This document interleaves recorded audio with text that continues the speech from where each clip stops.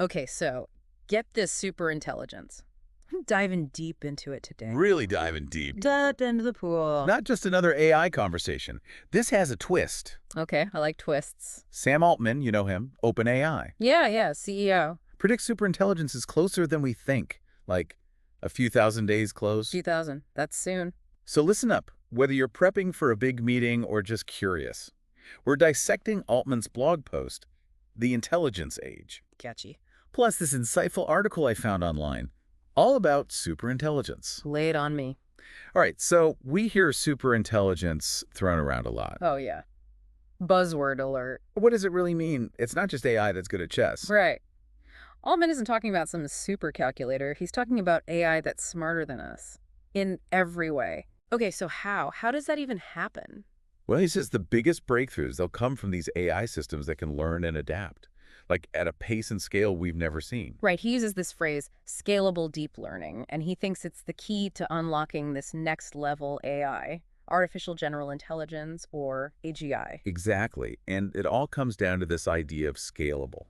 Picture a child learning, but instead of the world around them, they have access to every book, every piece of information instantly. That's the scale we're talking about. Yeah. And speed, it's mind-blowing. So it's like fast-forwarding evolution. This article I read, it called it an intelligence explosion. Yeah, AI starts improving itself rapidly, Huh. and its capabilities just explode. So not just solving problems faster, but maybe finding solutions we haven't even thought of? Exactly. Approaching challenges in completely new ways. Yeah. Think about that. It's huge. So we're talking about AI that could be smarter than us in every way. It's kind of mind-boggling. But Altman grounds it in these really practical examples in his post. Right, he brings it down to earth. Like he talks about this vision of education, but like hyper-personalized, Yeah, totally. Where an AI tutor is customized for how you learn best.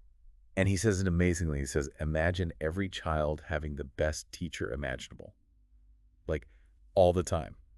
Which, Right. think about the impact. Yeah, it's not just having information, it's having it presented to you in a way that you actually get it. Yes, like a guide, your own personal guide through all of knowledge, adjusting to you constantly. And it made me think of this story Altman tells about himself. He used AI to figure out what was going on with his own health. Oh, wow, really? Yeah. Yeah, he had some weird symptoms, and before even seeing a doctor, he's using ChatGPT and stuff to try and analyze, like, what could it be? That's wild. It's like a preview of where healthcare's going.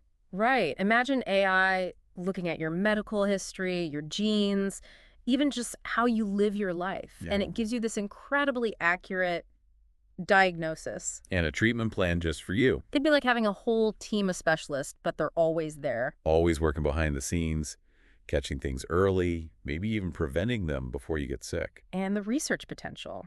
AI digging through mountains of data, finding patterns we'd never spot. The breakthroughs could be massive, Right. like solving the really big problems. Right. Climate change, energy, even space exploration. Altman's clearly excited about that part. It feels like we're at this edge, like we're about to make this huge jump forward. With tools we can barely even imagine.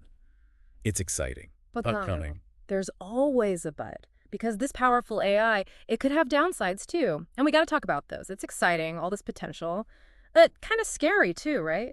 Like, what happens if AI gets so smart that it starts doing our jobs better than us? Yeah, that's a big question everyone's asking. And to be fair to Altman, he doesn't dodge it at all. He admits some jobs will definitely be automated, like as AI gets better at complex stuff. But that's always been happening, right? Like new technology comes along. That's his point. This isn't new. Every tech revolution shakes things up, job-wise. Try explaining the internet back in the day. Yeah, computers, they'll talk to each other, change the world. But could you predict e-commerce?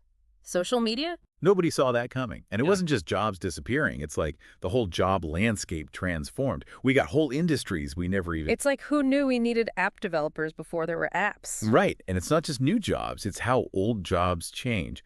Architects used to draw everything by hand. Now they're using software, 3D modeling and all that. Yeah. But they still need that core architect skill set. So it's less about AI taking over and more about, like, AI working with us, and we can focus on the more human stuff, creativity, problem solving, that kind of thing. Exactly. We need to adapt, right? Yeah. It means education has to change too.